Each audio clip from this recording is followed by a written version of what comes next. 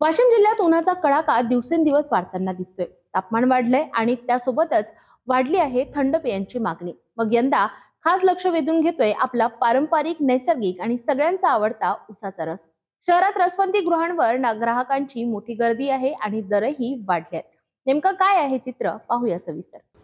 वाशिम शहर सध्या उन्हाच्या तडाख्याने अक्षरशः हैराण झालेलं। दिवसभर वाढणारं तापमान आणि त्यातून दिलासा मिळवण्याकरिता नागरिकांचा कल थंड पेयांकडे वाढतोय। यामध्ये सर्वात जास्त मागणी आहे नैसर्गिक आणि ताजेतवाने करणाऱ्या उसाच्या रसाला। शहरातील विविध भागांमध्ये असलेल्या रसवंती गृहांवर सकाळपासूनच संध्याकाळपर्यंत ग्राहकांची सतत वर्दळ पाहायला मिळते। कोणी कामाच्या मध्ये थांबून रस घेतोय तर कोणी कुटुंबियांसोबत थंडगार उसाचा रस एन्जॉय करताना दिसतोय।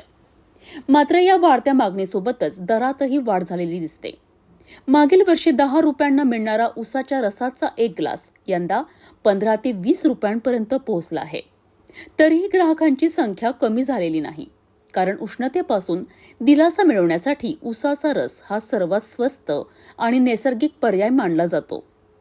रस विक्रेत्यांच्या मते उसाच्या दरात वाढ वाहतूक खर्च आणि इतर खर्च वाढल्यामुळे दर वाढवावे लागले आहेत। एकीकडे उन्हाचा तडाखा आणि दुसरीकडे थंडगार उसाचा रस। वाशिममध्ये सध्या हेच चित्र पाहायला मिळतंय। तर वाशिममध्ये वाढत्या उष्णतेमुळे उसाच्या रसाची मागणी मोठ्या प्रमाणात वाढताना दिसते। दर वाढले असले तरी नागरिकांचा उत्साह मात्र कायम आहे।